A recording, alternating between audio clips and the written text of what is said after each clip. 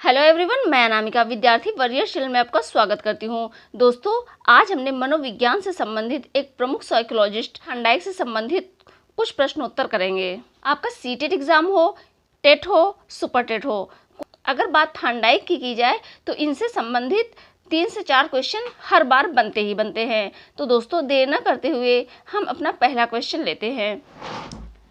तो पहला क्वेश्चन है, एडवर्ड थॉर्नडाइक कहाँ के निवासी थे? तो एडवर्ड थॉर्नडाइक अमेरिका के निवासी थे। दूसरा क्वेश्चन, एडवर्ड थॉर्नडाइक का जन्म कब हुआ था? 31 अगस्त 1874 को एडवर्ड थॉर्नडाइक का जन्म हुआ था। ठीक है। अब तीसरा क्वेश्चन आता है, एडवर्ड थॉर्नडाइक का मृत्यु कब हुआ था? 9 अगस्त 1949 को एडवर्ड थॉर्नडाइक का मृत्यु हुआ था। सीखने के नियमों का प्रतिपादन किसने किया? ठीक है, सीखने के नियमों का प्रतिपादन किसने किया? थॉर्नडाइक महोदय ने। थॉर्नडाइक ने सीखने के कितने नियम दिए? तो थॉर्नडाइक ने सीखने के 2 नियम दिए। ठीक है, पहला मुख्य नियम, दूसरा गौण नियम। इन्होंने मुख्य नियम 3 बताए हैं। सीखने का जो 2 नियम दिया है उसमें मुख्य नियम 3 बताए हैं और गौण नियम 5 बताए हैं। इसके बारे में हम आगे देखते हैं।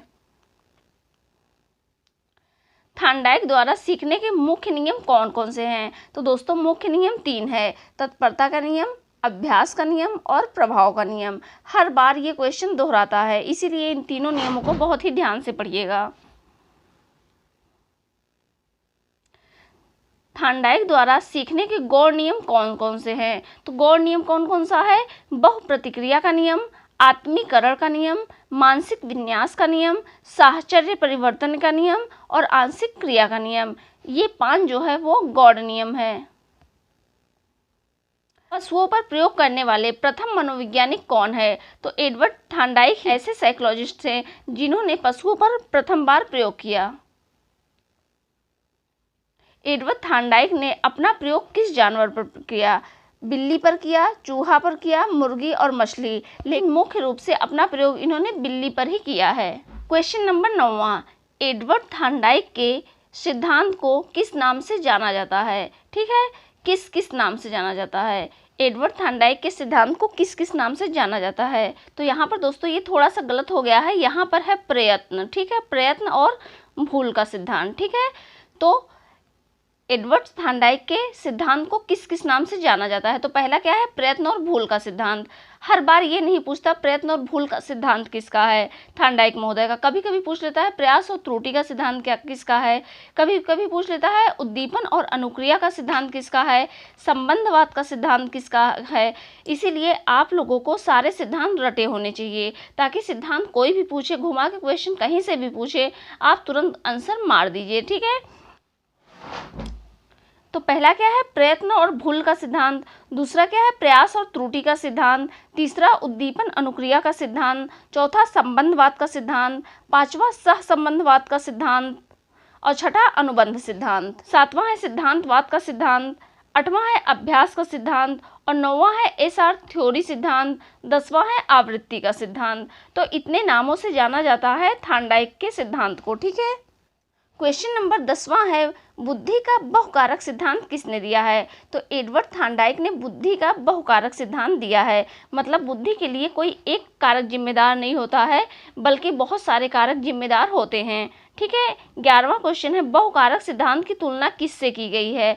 तो बहुकारक सिद्धांत की तुलना बालू के ढेर से की गई है, क्योंकि इसमें बहुत सारे कारक जिम्मेदार होते हैं।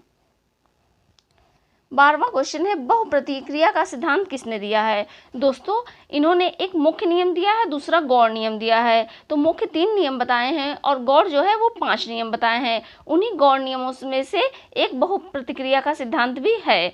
तो बहुप्रतिक्रिया का सिद्धांत किसने दिया है? एडवर्ड थॉर्नडाइक ने दिया है। एडवर्ड थॉर्नडाइक बुद्धि का कौन सा सिद्धांत दिया है? ठीक है, बुद्धि के कौन से सिद्धांत दिया है? बहुकारक सिद्धांत, बुद्धि का बहुकारक सिद्धांत दिया है।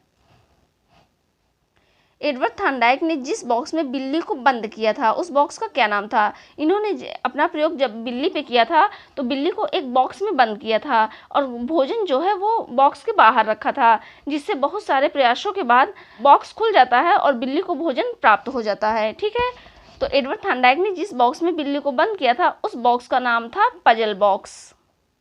प्रयास और त्रुटि का सिद्धांत किस पर बल देता है? करके सीखने पर बल देता है, क्योंकि बिल्ली ने बार बार प्रयास किया था, उससे त्रुटियां भी हुई थी, उसके बाद वो सीख गया। तो प्रयास और त्रुटि का सिद्धांत करके सीखने पर ही बल देता है। एडवर्ड थार्नडाइक ने उद्दीपन अनुक्रिया का सिद्धांत कब दिया? 1913 में इन्होंने उद्दीपन अनुक्रिया का सिद्धांत दिया था। एडवर्ड थार्नडाइक का सिद्धांत किसके अंतर्गत आता है? तो संबंधवाद के अंतर्गत आता है।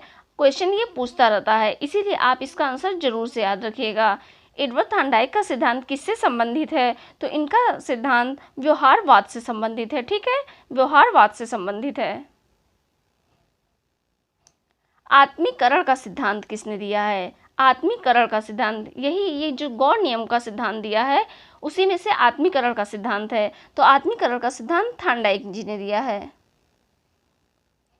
अब थार्नडाइक की कुछ महत्वपूर्ण पुस्तकों के नाम बताइए। दोस्तों, हम कोई भी एक पुस्तक के नाम देते और आपसे पूछते ये किसकी पुस्तक है, और आप बता देते थार्नडाइक की पुस्तक है।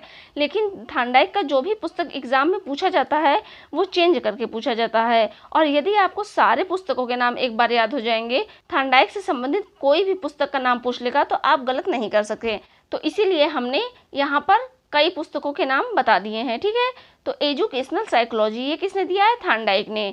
Animal intelligence, the psychology of learning, the measurement of intelligence, fundamental of learning, human nature and the social order. तो ये जितने भी पुस्तक हैं वो सारे किसने दिया है? वो सारे थार्नडाइक ने दिया है। ठीक है दोस्तों, अगर ये वीडियो आपके लिए ज़रा सा भी हेल्पफुल रहा हो तो इसे लाइक करें, शेयर करें, सब्सक्राइब करें। सब्सक्राइब करने से हम जो भी वीडियो अपलोड करेंगे वो सीधा आप तक पहुँचेगा।